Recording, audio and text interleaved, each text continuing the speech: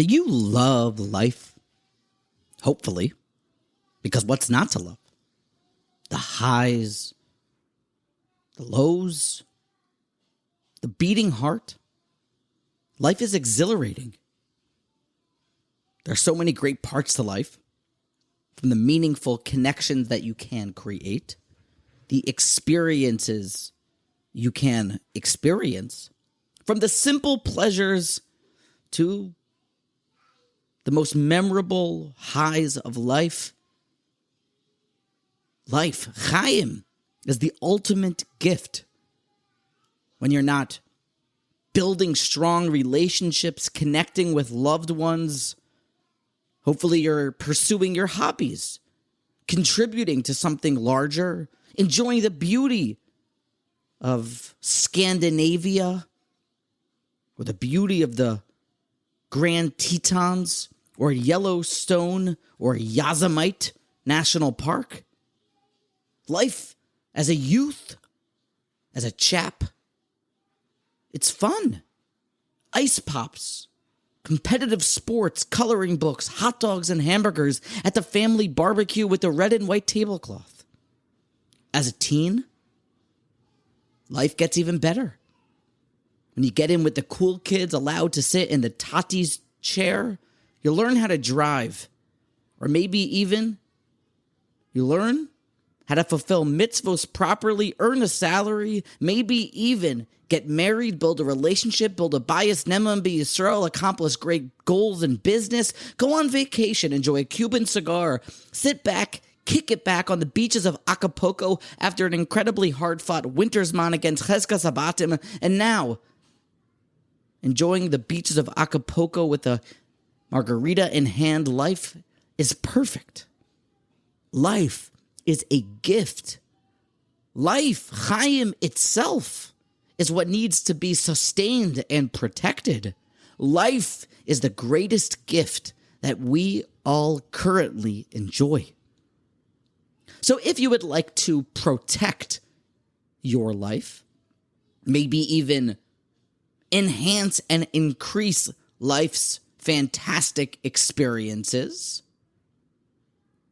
I hope you will listen up to what Vayikra Rabbah 16:2 and the further comments of the great medieval commentators and the great Magidei Shiurim and Balei Musar of past generations have to say about how and why to protect life.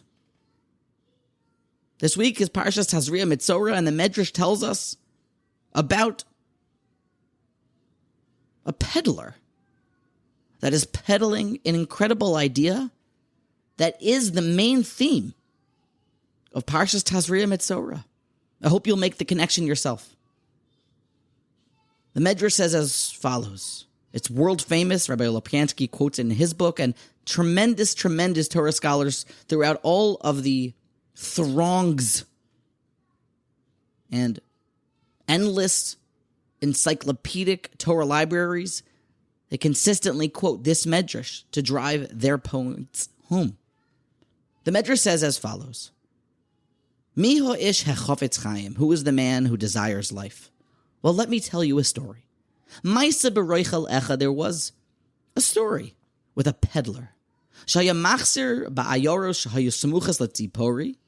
He was hanging out trying to sell a product, peddle some goods, in towns near Tzipori. V'haya machres va'omer, he began to shout out loud, Man boy lemizban sam chayim, Man boy lemizban sam chayim, who wants to come and buy the elixir of life? Who wants to buy this potion, which is the medicine of life? Oitkin alei. People began to become interested. Rabbi Yanai have a Yosef Upashte beturkaline. Rabbi Yanai was sitting inside in his castle learning. Shalmei demachrazman boy sam chaim. He hears somebody from outside his window while he's studying who wants to buy the elixir, the potion of life. And Omar le to sak lahacha zabin li. Rabbi Yanai says, I'd be a customer. Why don't you come up here into my study and sell it to me? Omar Le, the peddler, says, Lavant tzorich le, v'lo dekavosach. You and your kind, Torah scholars, engrossed in the study of Torah, they don't need what I have to sell. Atrach ale salik legabe, he began to press the peddler, Rabbi Yanai showing interest in what the peddler was selling. And the peddler relented and said, I'll show you what I'm selling.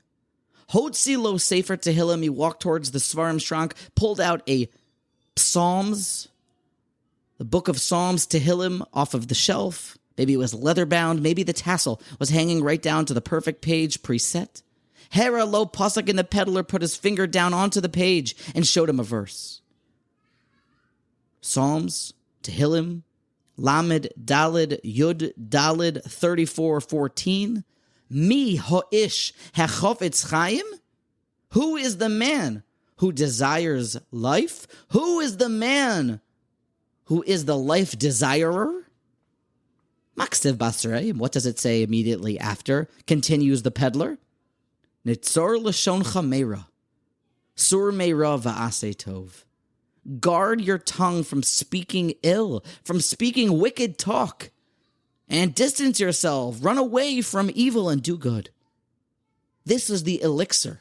This is the potion that enhances and saves lives. This is what the peddler was selling to the man who desires life. Omar Rabbi Yanai. Here's where it gets good. Rabbi Yanai says, I have a tzushtel. Af Shlomo machres v'omer.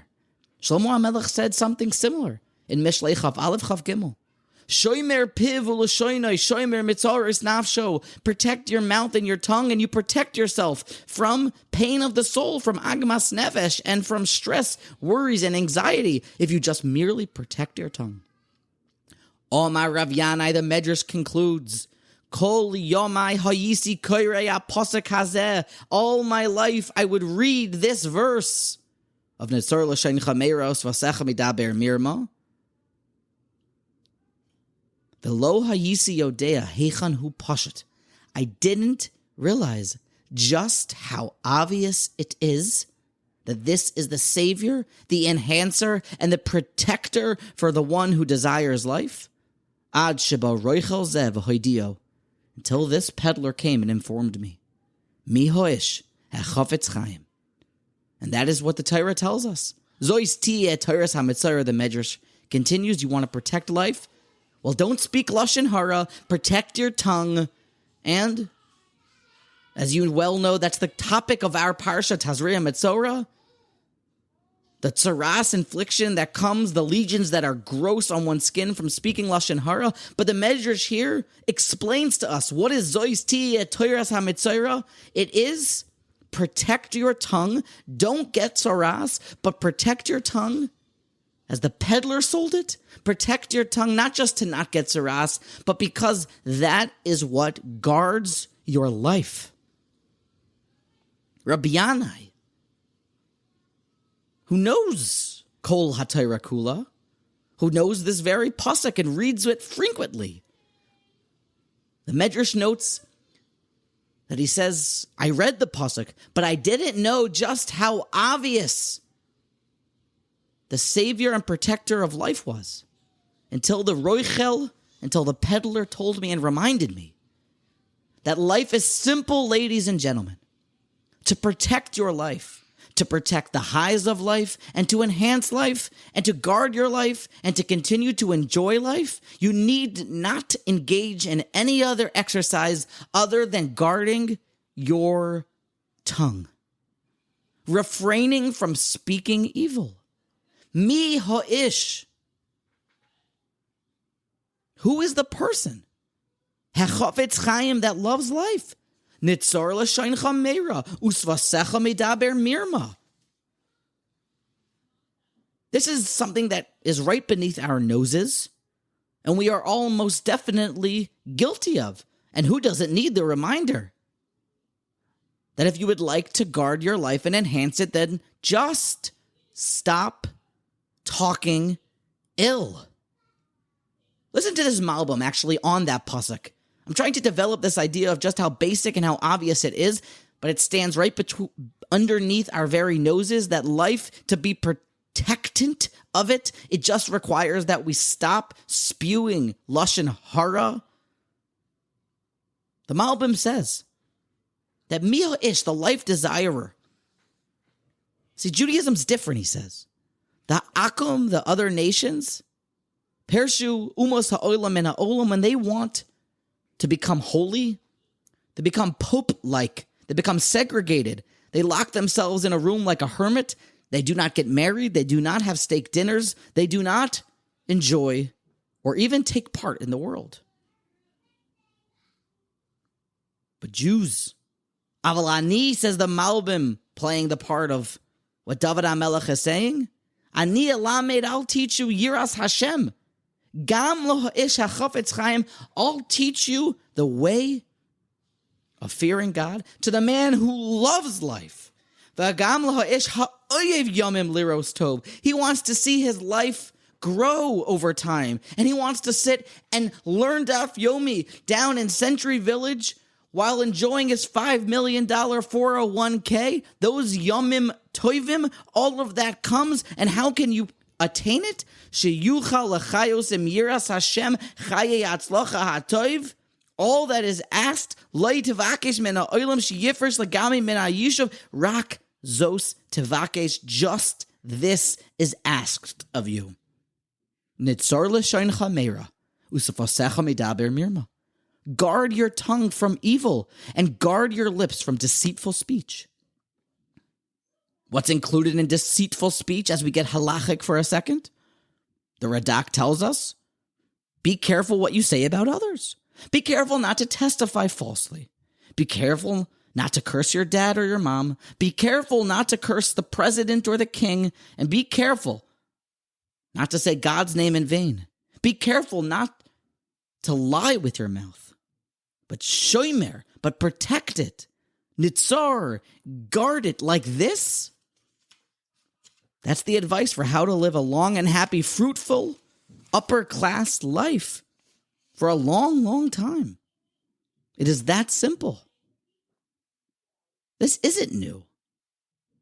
You're probably well aware of the words Chafetz Chaim that roll right off your tongue because the great Reb Israel Meir HaKohen Kagan goes down in history for his all-time classic, his Savor Chafetz Chaim, which teaches all of the laws and the importance that he brought to the world of protecting one's mouth from speaking ill, from speaking gossip.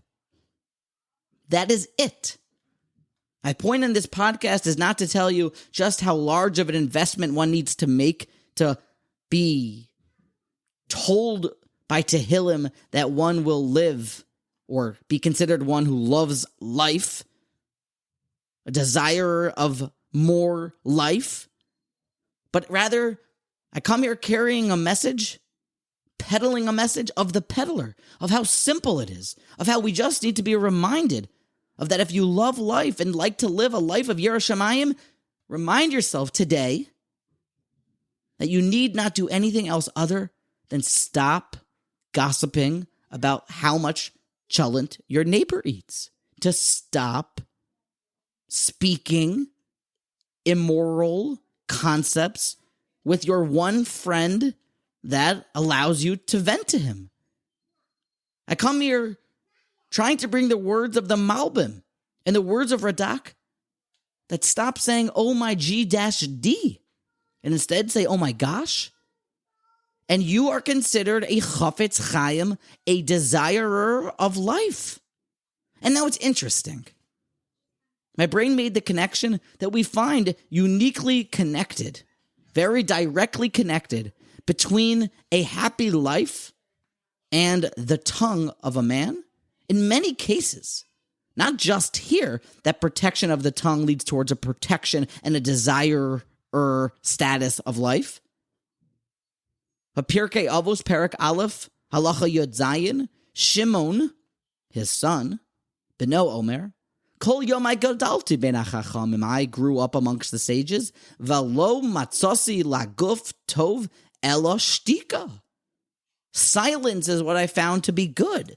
But if you unpack the words precisely, Shimon, the lesson that he came up with is that silence, refraining from ill speech, even refraining from any type of speech, it isn't just plainly, simply good, but it's good for the body. V'lo matzasi laguf tov.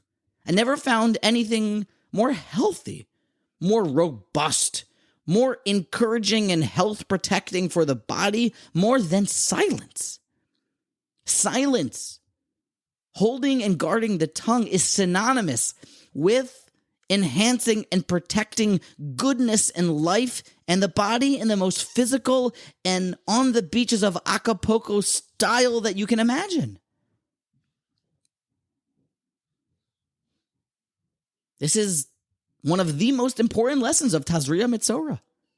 Because really the whole parsha, both parshios, they become not applicable to you because you don't have to suffer any of the consequences and the whips of Tazria Metzorah and the entire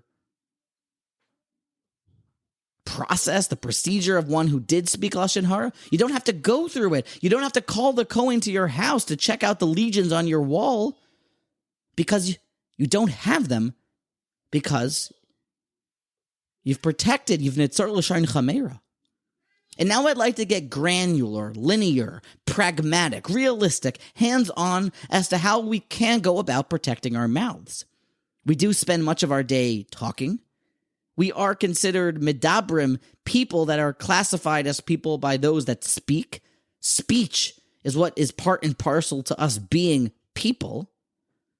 So it isn't quite simple to just keep a measuring stick on every word that comes out of one's mouth. It's very hard. It becomes very tedious and arduous to decide, should I say that? Should I say this? So I'd like to give a very, very kind of blanket approach, realistic approach, if you will, from our parsha as to how we can become chafetz chaim, desirers of life, the sam hachayim, to ingest what the peddler was peddling, by doing this protection of the mouth in a very direct way. It comes from Metzorah Yud Daled, Pasuk Daled, when we're taught as to what actually the Metzorah's carbon is. V'tziva haKohen v'lokach lamitar shtei tziporin chayis taris v'eis eres v'shni saylas v'ezov. The Kohen shall order this cocktail of 2 live birds, cedar wood, crimson stuff, hyssop, to be brought for the one that's purified. The Metzorah has a very unique carbon, and Rashi explains to us as to every ingredient inside of this cocktail of his carbon is to drive home a lesson to the consciousness, to the mind of the Metzorah. Lowly branches for the haughty one. Or, in this scenario, 2 live birds. For the man, says Rashi, who chirped like a bird. You don't bring a ram. You don't bring a goat. Nor do we whip him or cut out his tongue for the Metzorah. But says Rashi, we bring the birds.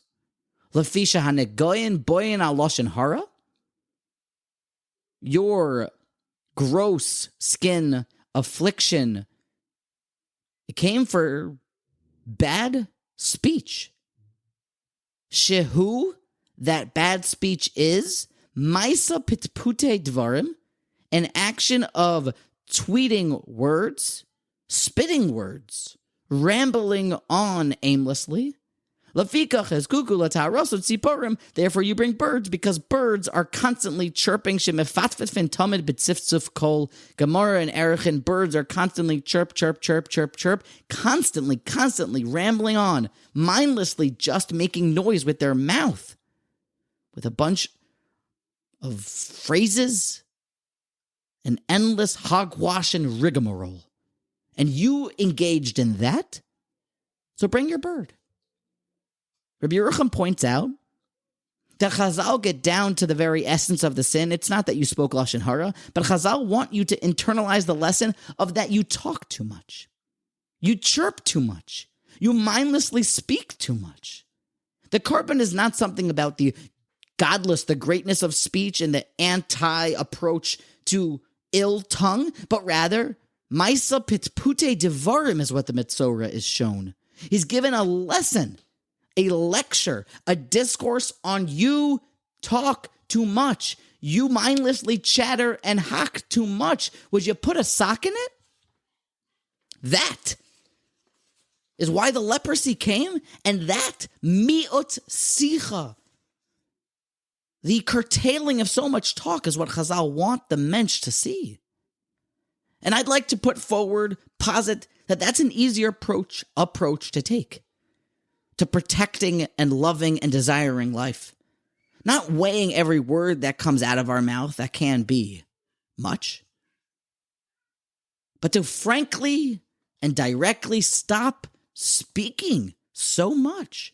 Stop always jumping the gun to talk, not always having something to say. Perhaps no other concept is more clearly different in the Torah's eyes than in modern wisdom's times than this idea of talking. When you go through the Myra Mekomos about what it is for the power of speech and how much is involved in it and just how unique the godless and the ability to speak is in the Torah's eyes, it becomes totally backwards to what the modern mind thinks of. Of course, you should talk. Always speak your mind. Let them know what you think. The more we go into the sources and the more you examine the righteous, the more you'll realize how they're very much men of very few words. The lesson to the Metzorah is, you, sir, don't watch your mouth, but you, sir, frankly, talk too much. And that's what I think is a pragmatic approach. To slow down the motor in our mouths. And to, in that way, obviously stop slandering and gossiping so much. To season, to garnish, and to sear this idea to its conclusion. I want to tell you a couple different quotes that come from family members or famous writers, authors, about just how we can remember this idea in a very whimsical and succinct way. My father-in-law always says, there's a reason that God gave us 2 ears and 1 mouth so that we can listen twice as much as we speak. A wise man speaks because he has something to say. A fool speaks because he has to say something, said another wise man. Excessive talking is a leakage that will sink you in the ocean of troubles. That's a good one. But my point being is that Chazal get to the causal factor of the Metzorah, and they learn out that talking too much in just sifts of coal like a bird tweeting away, aimlessly jumping to the gun, and prattling on with a bunch of empty talk is the source of sin. Guard your mouth by talking less. That shouldn't keep you from complimenting, because that should be with thought. You should feel that, and anything good you should let roll right out. But otherwise, watch, learn with patience, understand, let moments sit there for a while. Let life play out. And with a sense of patience and like a real student of a scholar, absorb information as opposed to constantly spewing underdeveloped, rather unappreciated wisdom. Stop talking so much. And that incredible gift that takes so many tens, if not hundreds of muscles to actually bring to fruition of a spoken word, protect it, cherish it, guard it. And that is the elixir of life. Nitzor l'shoin chamera. To be a life enthusiast and a zippy, gregarious fella, a biophilia, someone who loves life and wants to protect it and cherish it and have more of it. You need not learn anything new, but instead take the lesson and the message from the peddler who is selling the Sam HaChaim, the medicine and the elixir of life, which was the simple reminder that even Rabbi Yanai confessed, V'lo ha'isi yodea heichan hu pashut. I didn't realize how simple and obvious it is that you guard and protect your life and desire life with simply a nitzor l'shoincha meira usafasecha midaber mirma.